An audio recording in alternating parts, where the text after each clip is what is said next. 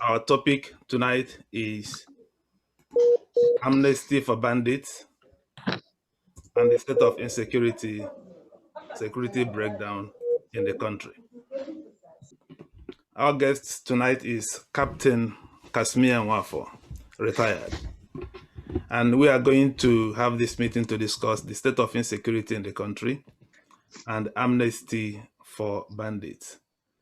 There has been controversy with regards to the suggestion by Sheikh Ahmad Gumi, who we tried to contact for this meeting, that we weren't able to get across to him. He has been a champion of granting amnesty to bandits around the country. And now each one of you has an opportunity to either make a comment or ask a question. It is not strictly an interview for Captain Casmir Nwafor alone, retired alone, but anyone has an opportunity to contribute or to ask a question with regards to the suggestion that bandits around the country should be granted amnesty, or with regards to the general situation of insecurity in the country. My co-host for this meeting is Paul Ikechukwu Njoko, so he will assist me in holding this meeting tonight, asking questions or generally coordinating the discussion. So, Captain, will you please introduce yourself and give us a background of your knowledge about first of all, the Nigerian military and how they deal with bandits or general criminality in the country that threaten the peace and security of the country? Casmir. Thank you very much. I'm Casmir Nwafor, as you rightly said. My Igbo name is Chinoso. I hail from Anambra State. I'm a lawyer by profession. Before I joined the army as a short service combatant commissioned officer. I just retired 2018 to join the civil war and continue the champion for one Nigeria and a more liberated federalism than what we presently have. Going straight to the issue of bandits, allowing the issue of granting amnesty. It is very strange to the military. You know, we are not known for that angle of granting amnesty to bandits. Rather, what we will know is those who are surrendering. You know, those who are surrendering, who are about ready to give up the illegalities and the criminality. That is what the military knows. But the way they are discussing these things on media, the Gumi aspects, is not what we understand as repentant or people who are ready to give up. It's like you are bargaining. It's like you are bargaining from a point of weakness, which is very, very dangerous. You are bargaining from a point of weakness as if these people have dominated you, that they have defeated you, that you are now begging them, because it's like we are begging them for the amnesty. Because each time we have this issue of kidnapping and abduction, government pays, even though they will tell they didn't pay, you pay ransom, these guys will go and get more weapons and acquire more and abduct more and kidnap more, keep paying, which means we are now on the side of weakness. So which is very, very unknown to the military that are served. I really don't know what's happening now. It's quite disheartening, it's quite an embarrassment.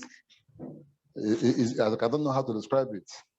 That in a country where we have military, both intelligence and both the civil intelligence and then the armed ones, that to me, the Boko Haram and the bandits are not even up to when you are fighting a battle. This country, we have gone to Liberia, we have gone to Sierra Leone, we have fought battles. This thing is just, what I'm saying in all these things is a kind of, that's one thing that Shana Bata said when he was alive, that once this kind of a thing lasts for 24 hours, that means our government is involved. I think there is a conspiracy of those in authority in this whole saga. There is a very big conspiracy in this saga. Because if not, I don't see why this thing should be on till this period of time. I don't see why it should be on till this period of time. What is Bono alone? That they will have rooted out Bono. But from Bono, we now have Kaduna, Katsina, Zamfara, Bauchi. It's becoming, George, they haven't entered the Southwest. So to me, it's not just ordinary. Something is really behind this. It's not ordinary like me and you know, or like we know in the military. It is now beyond normal military warfare. What we have seen now is a conspiracy, a state conspiracy by those in authority at whatever level, either in the military or in the civil, in the political circle. Okay, thank you very much for this brief introduction to this topic. I can see Chinas are raising up a hand. If you will please allow me, let's allow a captain to give us a little more elucidation before we start taking comments from other members of the public. So, Captain, please,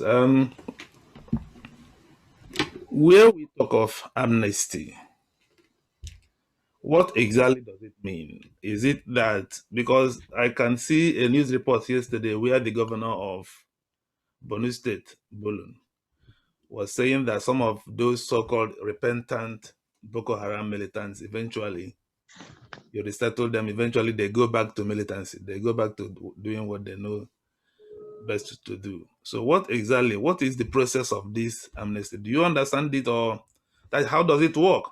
Is it for a militant to simply say, bandits say, I'm no longer a bandit, and they say, okay, go home and sin no more? Or are there people who have actually surrendered? Or are there people who have been captured? Are there people who have been tried and jailed, found guilty? So I don't know. How does this amnesty work? Do you have any idea? Yes, my brother, the governor is very correct. Very, very correct. You know, when I served in Kano, in 3 Brigade in Kano, when we were after this Boko Haram in Kano, the people of the area has a big role to play. The Bono elements, the Bono elders, the politicians, and the indigenes, we are part of the problems that gave rise to Boko Haram to kind of trend in their place. It came to Kano. Once they enter Kano State, the Kano State government will call the military, call DSS, we will surround that place, we will flush them out. But in Bono, the Bono elders were playing politics with Boko Haram. They were hiding them. In short, you will see some of them who were hiding in local government chairman houses. Some were caught in the government houses. So you just look at the whole thing, that the people are protecting these guys. So they did not give the military the room to play active role to flush them out. But in areas where we were able to be given that chance, in Kano and Jigawa and some other Kasuna, they didn't exist. That's what was prior to Goodluck's 2015 election, when there was this massive flushing before the election. So the Bono elements were a very big problem in Bono, and I'm sure that's what's happening up to now. Now, when you're talking about the repentant people, amnesty, it's about people who are ready to give up. Like when we had it in Niger Delta, people brought back arms, submitted arms. They came out openly, denounced this one. You know them, they know you. You see what they're coming with. They're returning their arms. That means they don't want to go back. But in this one, we are not seeing arms being returned. We are not seeing any people saying that they are sorry. Let me tell you one thing, my brother.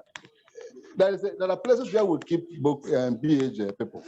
Do you know that these Boko Haram suspects, that they eat better than the soldiers? They feel pretty better than the soldiers. At the stage, soldiers have to exchange their food with Boko Haram food. It's very sad. So now tell me how a prisoner is being fed better than the person who is overseeing him. So it demoralizes our soldiers. The way you treat these guys, so much of that, trying to put them in picture. The way they eat, the way they feed them as kings. Now you as a soldier, you will be feeling somehow embarrassed. These are guys who have killed your colleagues. These are guys who have killed their classmates, and they are being pampered and treated as kings and queens. Let me tell you one thing. The issue of these herdsmen started from the time we started doing repentant Boko Haram. When they started releasing those repentant Boko Haram, those were these men guys that turned into herdsmen. Those repentant Boko Haram, because at the time that thing came up, there were nothing like herdsmen anywhere. 2015, 2016, there were nothing like herdsmen.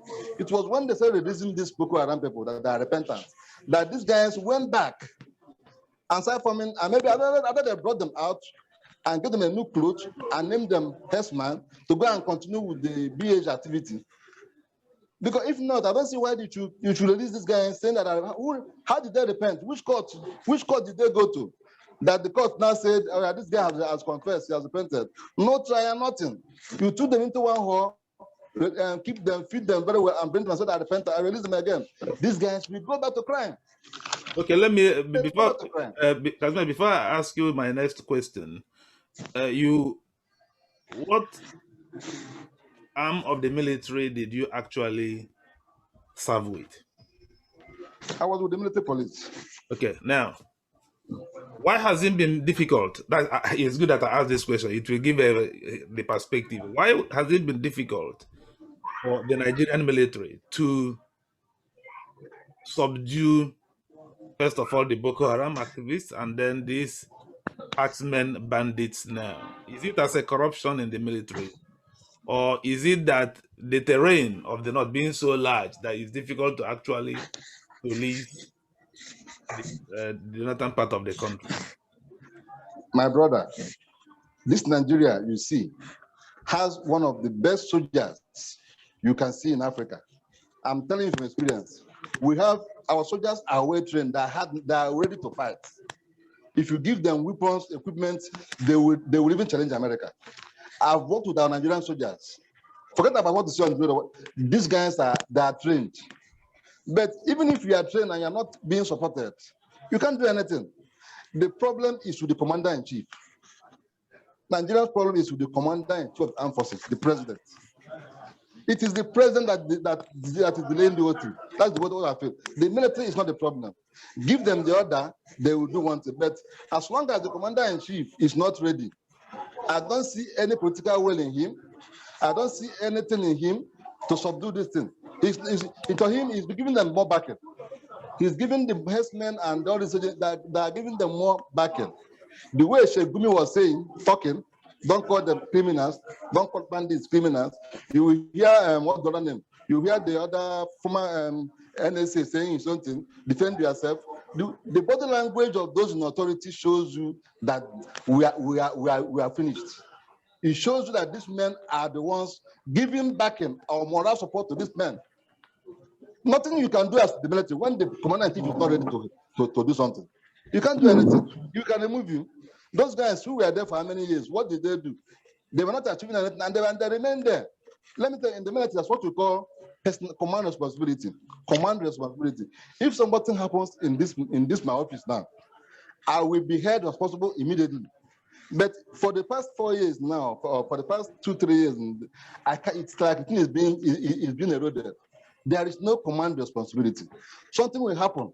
Nobody is paying for it. And that means not like that. If something happens here, somebody must pay for it. Head must roll. But I don't see heads rolling. Things happen and nobody is punished. Things happen, no one suspended. So that is the problem we have. The commander-in-chief is the problem. All right, we thank you. We are ready to take questions now. If I don't know, Paul, do you have a question for our guest at this point?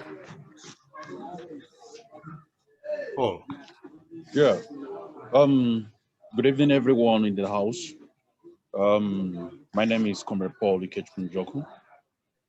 The question goes to the retired captain. Captain, I want to define amnesty according to Oxford Dictionary, and it is an official pardon. Amnesty is an official pardon for people who have been convicted of political offenses or criminal offenses, such as terrorism. I want to ask you, when the government assembled these people and instituted psychotherapy on them, across the process of rehabilitation, reconstruction, and reintegration, are you saying that they must be convicted before being given pardon officially and gazetted in the state white paper by the federal government? Yes, thank you very much. In Nigeria, that definition, I don't think it applies to us, because when we did the one of Niger Delta, there was no conviction by any court, but the people came up. There was a kind of a process by the governors to convince them to drop the arms, and they dropped the arms. confessed, came and gave back arms in terms of jobs and other things. You can call that one amnesty, Nigerian style. But it's not this. What we define is the correct thing that ought to have been done. I'm not saying that the bandits must be convicted first before they can be granted amnesty, but they have to come out, submit that should be a program. It's not just on the TV or on television. I mean, or on radio. There must be a kind of a process. Register your name. Sort of you are standing in an area, return arms. They have arms. Where are the arms they are returning? Where are the arms? You have to return the arms so we can know that you are ready to give up the banditry, the criminality. But you don't see anything like this. Rather, you go inside the bush, talk with them, come out and tell us you are going to do this one, and then telling people that it is the soldiers and Christians that are killing your people. That was a very dangerous statement. I have not even come to that. I tell them that okay, all right. All right, soldiers, it's okay. But yes, I want to ask you, the federal government under the auspices of President Muhammadu Buhari over time has said that those people who were granted amnesty voluntarily surrendered on their own. And during the rehabilitation process, they realized that most of them were compelled by various forces in their indigenous domains, to join the insurgency, and that they did not join the insurgency voluntarily. So how can you come about granting of pardon to people who were compelled, abducted into terrorism, and then when they escape, without even coming with their arms, because their arms were being held by the leaders and commanders of Boko Haram terrorism? Are you saying they should not be accepted and be converted into normal citizenship into our country and be reintegrated into the society? Thank you very much. Yes, like when we arrested some of them were young children, some of them were children, some were younger, maybe youths, who when they entered that thing, they were still young. Some had to kill their mother or their father to test their strength. We had such stories. So there are exceptions. There are some of them that you can rightly say, yes, this guy or that, because there are women involved. There are women that are men. But when you look at the effect, the general effect of the amnesty, of so-called amnesty, there is a problem. We are not getting it right. There must be a process. Anybody cannot just come from the bush and tell you Boko Haram and Bandits is submitting. How do you know him? Who knows him? There is no process. And that is why these guys will just come, we give them money, they go back. Because there is no process of identifying who is who, of verifying. That is what I'm saying. There is no process.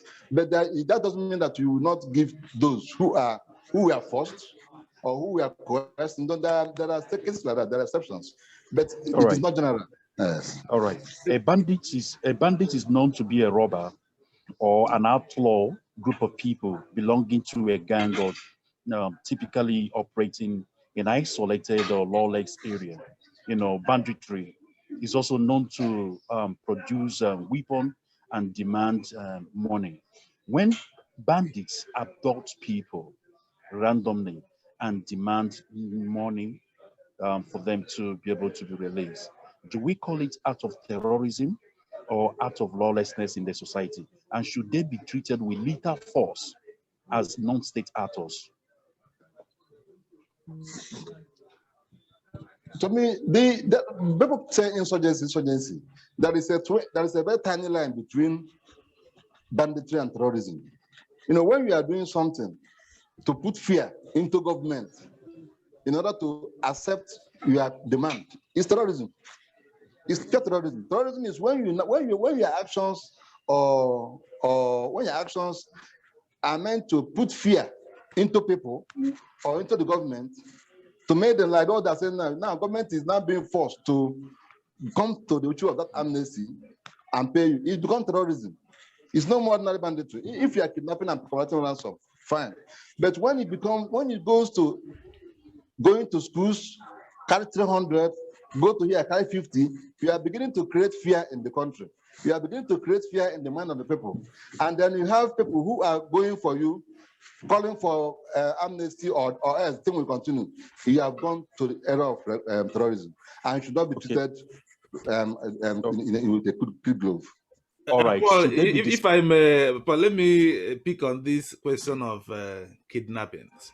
This mass kidnappings of 300 students, 200 students, 150 students. We were all in this country when Goodluck Jonathan was the president, and the Chibok girls were kidnapped. It was very difficult for people to accept that 300 students would just be kidnapped just like that. And now, within this past year, we have seen several other kidnappings, as if now, right now, it appears as if it is happening every other week, that people are now beginning to question. First of all, are there really these school kidnaps? Or is it being arranged? I, for one, would not like to believe it is being arranged. But what do you think? Or what does anybody in this Zoom meeting think? Do we all think that these mass school kidnappings are really happening? Are they being paid, empowered for something else? Are they being kidnapped and then after 7 days, they will just be released back without any ransom being paid? We see beautiful girls, new clothes, new headwears, new scarves. People are now beginning to question what is really happening. What do we all think? Starting from the captain, please, and then we would like to see what any other member of these in this Zoom meeting thinks about all these school kidnappings. Captain, please. I think what I would say is that it is possible to have such kidnapping. It's possible because it depends on the terrain. And then, when people say military, it's not as if military is everywhere in the Northeast. They are not everywhere. There are some areas where you don't have the military presence. So these bandits they know the terrain. They can use areas where you cannot see the military. They can go there and carry people. But what I'm wondering is, if there are 300, all of you will wait. They'll be carrying one by one, like at one point, they may do that. So it's possible that they can capture up to that. They can capture up to that. But what we are seeing is that the whole thing is becoming like as if it's arranged, like we are saying. So it begins to create. Mr. Captain, yes. Captain, excuse me. Based on your clinical experience when you fought insurgency, insurgency banditry is that of insurgency, and every of them has the same suitability or nomenclature of terrorism. When you are armed, you become a state actor, a non-state actor rather, according to Geneva Convention. Now, in your experience, do you agree that military hierarchy or some military elements sabotage the process of protection of lives and insecurity and to stemming the terrorism in the country, be it banditry, be it Boko Haram terrorism? Because we have encountered so many reportages, of military helicopters dropping arms and ammunition and even food to the terrorists and even bandits. This evening, today, it was reported widely that a soldier and his girlfriend were arrested for allegedly, supplying army uniforms and ammunition to bandits in Zamfara State today, following community intelligence, according to the Deputy Chief of Staff to Governor Bello Matawele of Zamfara State, Mr. Bashir Maro. So the soldier was arrested. I used reading of the assertion that some military elements are sabotaging the process by way of arming the bandits and terrorists because of what they benefit from the terrorism in any way. Yes, it cannot be ruled out. It cannot be ruled out, my brother. It cannot be ruled out because there are some reasons why it cannot be ruled out. One, first of all, you find out that Boko Haram is like what they call it. It's not just a terrorist group, but it has a foundation on belief. There are those of them who have the same belief with them in security agencies, either in police, military. You see them. Then about some years ago, about 1,000 plus of these repentant Boko Haram elements, some of them were absorbed in the military. Some of them also from the Joint Task Force were absorbed in the military. So those guys we are absorbing into the military, you are not sure of their genuine intention. Some of them claim they are repented, taken into the army. To those ones sergeants or having other ranks. Okay, excuse me, sir. But before the absorption, reintegration into the Nigerian military and the society, we've had so many incidences of even the former chief of Amnesty. Yes, before they joined, there was that case. We had a case of a captain then who was equally arrested because he was supplying information to the BH, the other camp, which means as he was supplying information, he could have supplied arms as well. So it is not. I'm not denying it. It is possible that we have such people because sometimes you go this way, they will ambush you. How did they know you are going that way?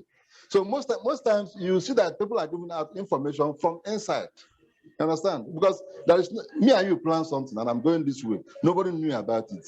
There's no how they can know about it. And then on your way to that place, you are ambushed, and you are ambushed in a way that the ambush is more than your strength that you are with.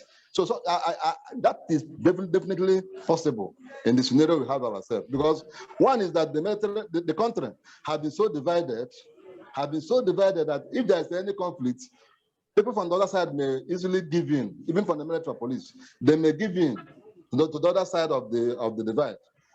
That is why this thing that's happening now is very dangerous. Excuse me, sir. Can you confirm that some of you soldiers also kill one another in the front line of the battlefield, especially the Muslim soldiers? Is there any dichotomy between Christian soldiers and Islamic soldiers in the battlefield to curb insecurity in Nigeria, especially in the northeast and northwest?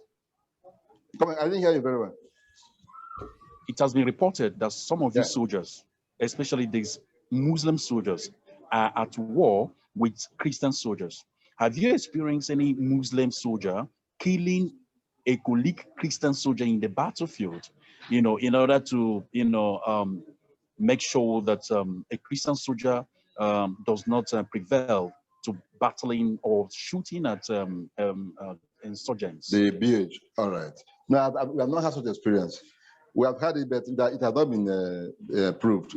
I'm in the military police. We investigate cases. If there was such a case, I would have known, unless it's after I've left. But how do you explain air bombardment is known to be for the pertinence of Air Force? When aircraft is dropping weapons and food to these criminal elements, whom do you blame? Is it a conspiracy and collaboration with the Nigerian Air Force or the Nigerian Army who are on ground combatantly? The issue of aircraft, it has to do with the Air Force. Sometimes these guys, that's what I'm telling you, that there is a lack of political will. There's a conspiracy somewhere. There's a conspiracy somewhere that is, making this fight difficult. You understand? You may be ready to go and fight and do anything, but if your commander tells you don't go, man, you're not going. You can't do anything. And your commander is equal under a command. So the commander have a chain.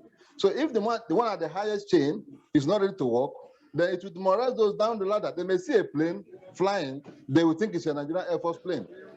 You understand? All right. Now that Mr. President has given executive order, or what is called executive proclamation, that borders on shoot on sight order. In this case, if you are still fighting insurgents or insurgency, would you shoot on sight even without the command from your commander? Is there any consequences if you do that in the military trial room or court martial, if you dare do that without your command instructing you, based on the declaration of shoot on sight proclamation by the president? How can it be enforced in this case? To me, the president does not even need to give this order for them to do what they're supposed to do. If you're in a battle, it's about life and death. If you don't shoot, they will shoot you. I don't need any command to tell me to shoot somebody who wants to shoot me. So it's not a matter of the head of state giving command to shoot. That is not even what he should be doing. I'm talking about what you're talking about our borders. Who are you going to shoot? There are many people carrying arms, and some of them are on uniform, on fake uniforms. So I think what they're talking about is border, is strict immigration policy. Even if it means building wall along Niger and Chad and all these countries. What we need is very strong border. They've told us that it's the Mali people, Niger and Chad. The issue of shooting aside does not even arise because at the peripheral level, at the smallest level in the military, you are told to shoot. You don't need to wait for anybody. As long as there's a threat to your life, you shoot. Once there's a threat to your life, you shoot. Let him finish. Let him finish this explanation, Paul. I'm interested in what he's about to say. Okay, So on the command. It's the command. So we have section commanders, company commanders, but there's a commander at each level. So when we are with the enemy, the only thing that if they are fighting, they may tell you, so don't shoot, so they can waste their weapons or their bullets, so you don't waste your own. You wait for them to finish, then you react. But if it is somebody you see with arms, stop there and doesn't stop. You shoot him. You don't need any plan to tell you to shoot him or not to shoot him. It is the training. What the government should be talking about is how to protect our borders. Let them go to the borders. Let them go to the border is the problem. They are pretending that they're from Mali, they're from Niger. And what have you done about the borders? What are customs doing in Nigerian road? Going to see bag of rice in markets. These custom men should move to the borders. They should recruit more custom men. They should recruit more intelligent men to go to the borders. Our border is the problem. If we don't secure our borders, this will continue. It will continue because as long as you have the porous borders in your country, this guy is coming from there and go out from there, you're wasting your time. And that's the problem we are having with the commander-in-chief. The border has not been secured. He has not done anything about securing those borders. All right, we thank you, Captain. I think there is a background noise. Is it where Paul is or where Captain is? There's a background noise we are getting. I don't know where it is coming from. Paul, are you able to check? There are people talking behind you. All right. Captain, thank you very much for some of these issues you have raised. I don't know, there was an article that went viral this week about the issue of small arms dealings. During your time in the military, was there a time you took part or investigated? How does all these automatic weapons, small crimes get into the country? Is this something you at any time investigated? My brother, our environment is the problem. Like when I was on foreign mission in Sudan, you can get this AK-47 for $100. Not about 2012, 2013, $100. You get AK-47, brand new. It's not what we call it's not Belgium or It's got $100. So you can imagine that a little amount of money. So the arms to get arms is very cheap within our neighbors, from Libya, from Sudan, from Nigeria and Chad. They can get these weapons very easily. And because you have very porous borders, because you have unmanned, there's no surveillance anywhere, these arms can easily come in. We, on our own, some of us, you cannot even buy it because when you come to the airport, they will search your bags. So anything you have there, any small arm, they will seize it and you got marshaled. So it was difficult for us even to come in with these arms. But you see some people who are doing it as a trade. They will go there, load them in containers. There were ones who seized in Canada. There was one who seized in I think in Lagos. They had full loaded arms. There were one that was seized in that temple, no? So you see that how did they come in? You are only seeing one. What about those who have escaped that we are not trapped? So the problem is the arms. Yes, there is too much supply of arms into the country. So who really are bringing these arms into the country? My brother, we have so many people that can bring arms. We have the politicians who are there to fight for power. You have the bandits who are equally doing their business. You have the BH who need arms. And you even have those who do it as to engineer communal fights. all these neighboring communities, and they can go and acquire arms. So it's becoming a kind of a booming trade. And until we have a very serious mechanism or process to check these things, very soon arms will flood anywhere. Somebody was talking about the other time they should legalize arms, so everybody go and carry arms. And I was laughing. You're making the things worse if you legalize, everybody go and carry arms. Okay, Captain, excuse me. Are they more sophisticatedly armed than the Nigerian military and Air Force, the bandits and the terrorists? Are they more sophisticatedly armed than you, that your own power of arms cannot suppress their own power? I don't think so. I don't think so. They are not. What we lack is political will. They are not. Let me tell you one thing about ammunition. You can carry the highest arms in the world. I can use knowledge of fieldcraft and collect that arms from you. It's not a matter of you having the arms. It's a matter of you applying it and me knowing how to dodge you and know how to get it from you. We are not Banana Republic trained soldiers. These guys, we are trained. You are trained to meet somebody who has a superior firepower than you. You are trained to meet somebody who has a lower firepower than you. So even if they have superior power fire, you are trained to maneuver it and outwit them. And I don't believe that Boko Haram or these bandits are enough to face the Nigerian army. What we are lacking is that command, that way. So what is the problem? If Nigerian army is more powerful than the bandits, than herdsmen, than Boko Haram, why have we had this problem now for going to 20 years? Why have we had this problem for more than 10 years? Why is it getting worse instead of getting better? Why? You know, when I started, I told you that what you lack in Nigeria is the political will to fight this. When good luck of Jonathan was there, these guys were doing this. You remember that was the time they postponed the election so that they can flood this guy. Within 2-3 weeks, something happened. There was a thorough flushing of these guys, which means tells you that if they can do that thing within 2 weeks and clear these baggers, then that means 8 years down the line of General Buhari is becoming worse, which means the leadership is a problem. I'm finding it difficult to believe that someone like Buhari doesn't have the political will to fight Boko Haram. How does that sound? That Buhari doesn't have, because I don't know.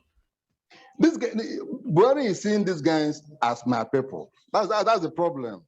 He's seeing Boko Haram, bloody band as my people, our people. Don't call them criminals. The misguided elements. That this, that they are not, you know, they are still giving them that these are our foot soldiers. These are our foot soldiers. Look at what happened in Southwest, just because the elements there say the criminal elements of the herdsmen should vacate. The criminal element, they didn't say every herdsman should leave. It's the bad ones who are in the forest. What are they in the forest? Is it a home? Is forest a habitation for a human being, normal human being? Go to where human beings are living and live there. Don't go and stay in the forest so people know what you are doing. Is that a crime? And then the entire section of one country now says that they are pursuing them, which means something is fishing somewhere. The president doesn't want, because he believes that these guys are my people, that we shouldn't touch them, we shouldn't do anything until we have a president who doesn't have that kind of belief or that kind of attitude. This thing will continue. Okay, that is where Buhari comes in, because initially, before he came in, there were statements he was making on paper about Boko Haram and against emergency declarations. So those statements people were not looking at those things, but now they're manifesting. The man cannot fight this guy because to him, they are his boys, they are his men. That leads me to the next question that people are wondering. What exactly is the difference between Boko Haram, herdsmen, bandits? Are they one and the same people, or what's the relationship between these three sets of people? Do you have any idea? They're not the same people, but they play the same role. Because from like I said before, from Boko Haram, we had repentant Boko Haram, then you have herdsmen. Those repentant Boko Haram, most of them now moved in, and now the herdsmen we are seeing, the armed herdsmen, not the other herdsmen. So there are herdsmen who are peaceful. We have them in Igbo land. We have herdsmen who are after their cattle. after their sheep, they do their normal business, will buy cow, they sell cow, will go. But there are the bad ones, these armed ones now, carrying AK-47, carrying RPG, and they say they are herdsmen. What are you doing with the RPG and the AK-47 if you're a herdsman? So these are the people. You now see the bandits. They are different in terms of name, but they do the same action. They are all terrorists. They are all terrorists.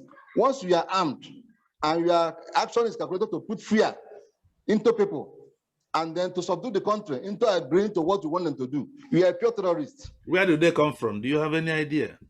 Where do these terrorists, you call them, come from? Are they Nigerians or are they foreigners? Some are Nigerians, some are foreigners. But okay. I want to go with what the elements are saying there, that they are foreigners. If they are foreigners, then why are you protecting them from being flushed out? If they are foreigners, what have you done about the borders? What have you done about your immigration policy? What have you done about securing your people? You are now protecting foreigners more than your own people. It doesn't make a sense. Let me go beyond what you are reading in the newspapers or maybe State House press statements. Have the Nigerian security agencies, of which you were formerly part of, conducted any investigation about the source or the origin of these terrorists? And if such investigation have been done, where is the report of such investigations? Do you have any idea? My brother, such investigation is done. It's not even once. It's a daily action. When we go on courses, you will see students in group. They will give you that kind of course. Go and do this kind of thing. You research, we repertoire. So it's a daily ongoing investigation. And definitely it goes to the commander-in-chief. You cannot come to anybody's table. It goes to him. There are things like that. Every time it is a continuous process. So they will investigate funding, they investigate the origin, they investigate so many things. So what have been their findings, apart from what we read in the newspapers or press statements? What have been their findings? Mr. Lumba, I wouldn't know. It's a security information. They pass it to the commander-in-chief, who should know better and apply it. That, for instance, this issue of Boko Haram, the philosophy.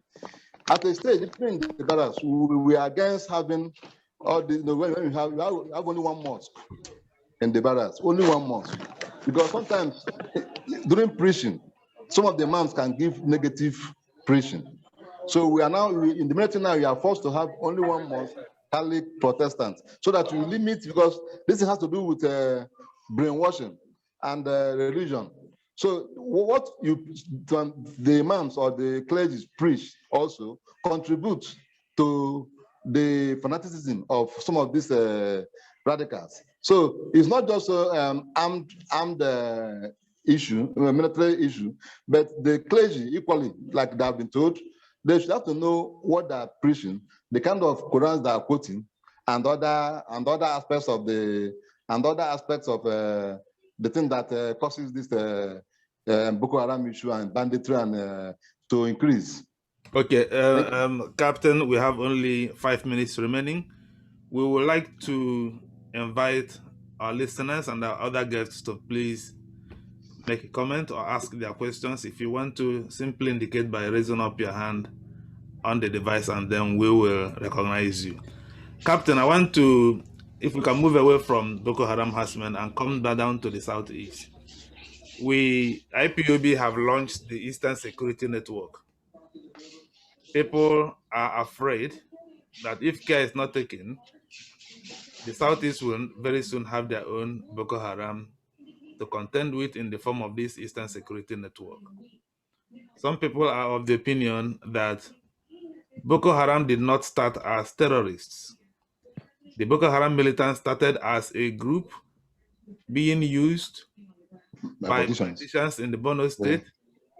Originally, their intention was to fight corruption. Yes. And now, in the process of fighting corruption, they had a disagreement with the governor. And having disagreement with the governor, they now started to fight against the governor. The governor started to fight against them. Government started to fight against them. And eventually, their leader was killed extrajudicially. And boom, the whole thing turned into something else.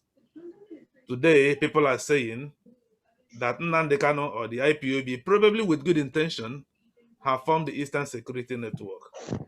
Now, the Eastern Security Network is now less than a year old. We are now hearing different stories about some of the things the Eastern Security Networks are doing. Do you share the same concern that this Eastern Security Network, if not well managed, will eventually turn to another headache to the people in Igbo land? Yes, my brother.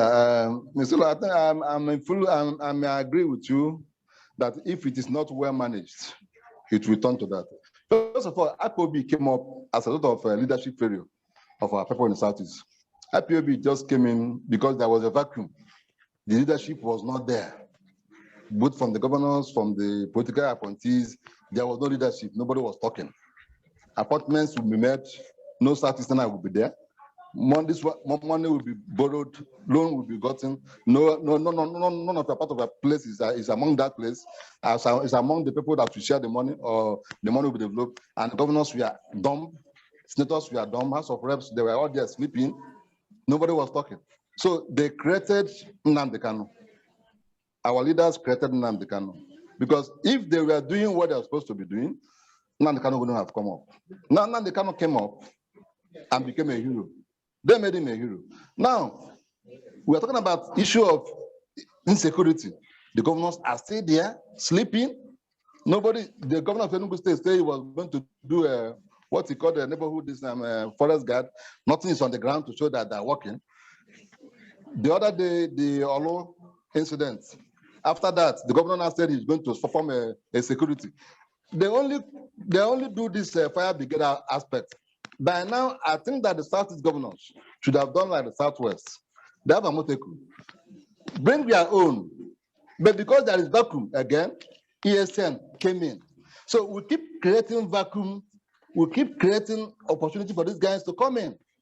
And as they came in now, they were in the forest pursuing the people in the forest. They were not attacking anybody. They were just there pursuing people from the forest, safeguarding the forest. They were not attacked.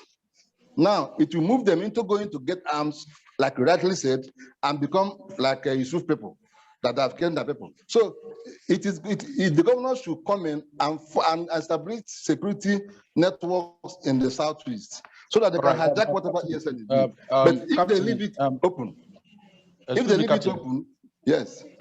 Yeah, the concept of what you're talking about is called community policing, which is a panacea to curbing insecurity. And every state houses of assembly has the constitutional mandate, to inculcate and establish the laws guiding community policing, which is a guaranteed international law and human rights, though. But in this process, the Southeast governors are not mindful of doing that. And that is why the Eastern Security Network emerges. Exactly. Yeah. Now, it seems that the federal government is stampeding these security outfits. How can it stand without the collaboration and legitimization of the Southeast governors? Should they be tagged as non-state actors, or they should be allowed to operate via our various forests in the Southeast, devoid of the authorization and support of the Southeast governors? You mean the ESN? Yes. Hello? Yes. Another related.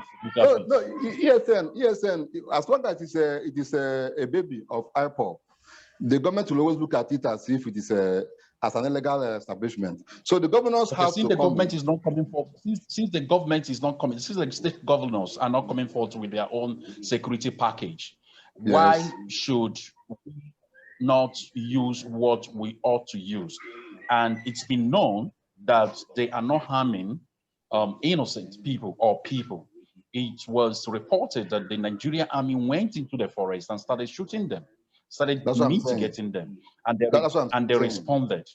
They responded. So is it the issue or the case of the federal government using the federal troop as state actors, fighting the people of the Southeast? And in this situation, what should we do in order to protect and defend ourselves without the authorization or support of the Southeast governors?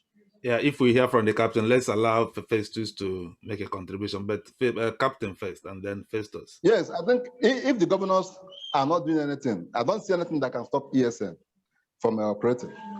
At most, you force them to go and acquire more weapons, and then we have a full-blown militancy in the Southeast.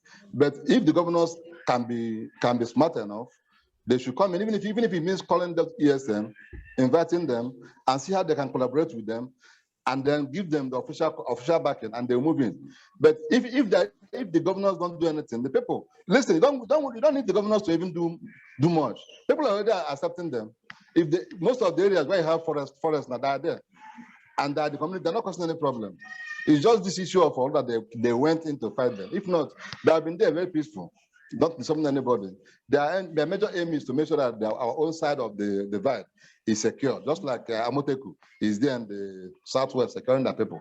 So the ESN has been a peaceful organization just to secure the forests and the areas where you have this armed herdsmen. Festus, please. Let's listen to Festus because we'll soon round up. Festus, please. All right. Okay, I want to talk a bit on the insecurity generally. Just a minute or two will be okay for that. I believe that the issue of continuing insecurity in Nigeria is as a result of lack of political will on the part of our political leadership. It's not about the security agencies not being well trained or not having enough arms and ammunition. The leadership is the problem. I totally subscribe to this. That is on the one part. Then on the other part, we are now talking about ESN in the Southeast. How did Boko Haram start? Boko Haram did not, like the captain rightly said, Boko Haram did not start as a terrorist organization. In the same way, ESN is not starting as a terrorist organization, and these people are not doing anything. And if they continue this way, I mean, in the next couple of months or years, the ESN that we are seeing today as not disturbing anybody might become a major problem in the Southeast. So the political leadership has to move in and do something. That is number two. Then I will suggest for Elomba Television to, in the subsequent edition of this kind of interactive session, invite guests from the political leadership of the country. Yes, I understand it may not be easy to get maybe a governor or a senator or even the president or vice president. It may not be easy to get them, but we can get some representatives of even the ministers or the ministers themselves. And I mean, if you invite a senator or even a state governor to this kind of interactive session and he does not want to appear, that means he's not a leader. He's not a leader of the people. Because a leader should not be afraid of answering questions from the people he is leading. Because if we are able to get these people to this kind of interactive sessions, that is why we ask them questions. Don't they travel? These people visit United Kingdom, they go to US, they visit other countries, they see what leadership should be. Why can't we replicate the same thing in Nigeria? Okay, the question is that how can we in the Southeast people, protect and defend themselves against any manner of insecurity, insurgency and terrorism, devoid of the support of the legitimacy of the Southeast governors? Because we're saying exactly the same thing. The leadership, the Southeast governors, they are the leadership in the Southeast.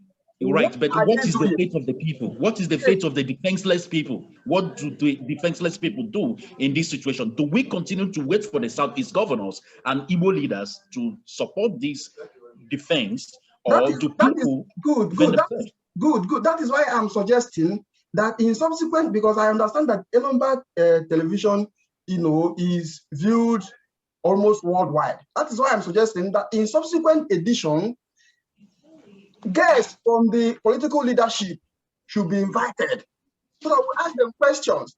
This they are doing, and they think people will not ask them questions. One day, people will ask them questions, and it has started happening already. So that is my bit. Thank you very much. Thank you. Final word, Paul, please. Can you give us your summary? We have had this discussion now for the past 1 hour. Can we hear from you with regards to what Festus have said, what Captain has said, and then your general summary about the security situation in the country and the amnesty being granted to some of them?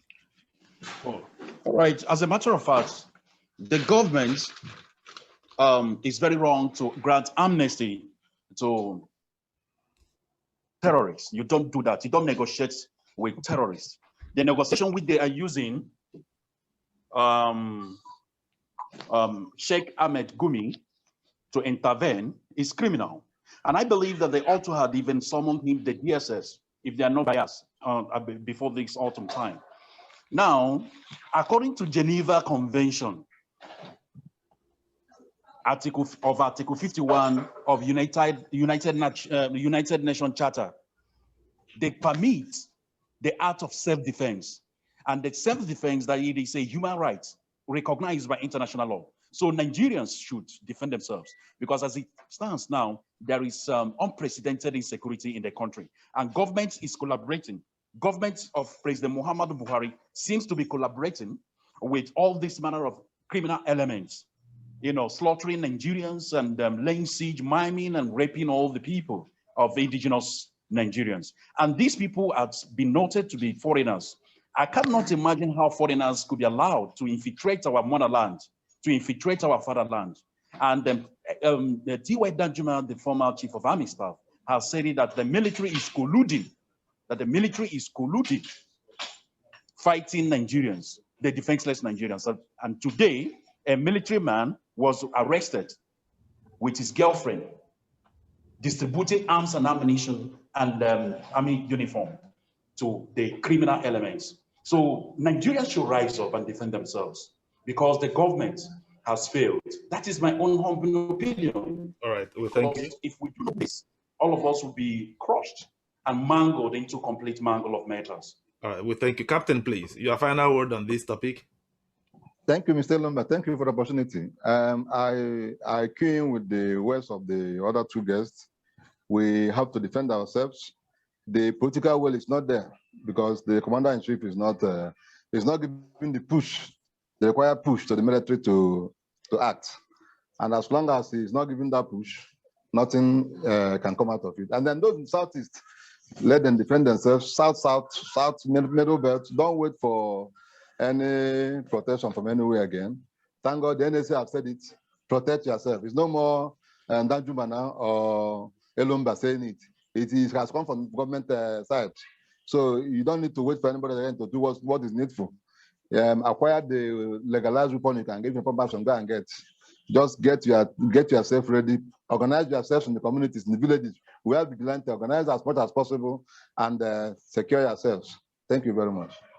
Well, our guest, ladies and gentlemen, one question I'll ask. First, do you have anything to say? Yeah, what he just said now is like saying to your tent, "Oh Israel."